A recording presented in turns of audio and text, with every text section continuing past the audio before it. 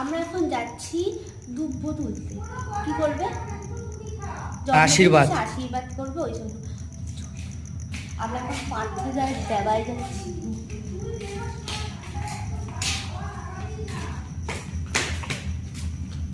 দেখা যাচ্ছে না, অন্ধকার।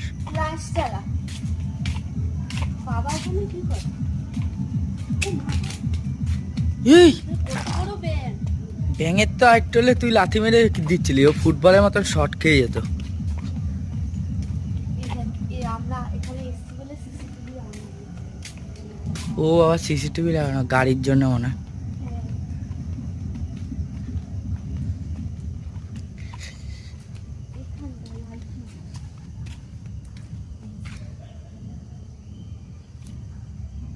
বাবা,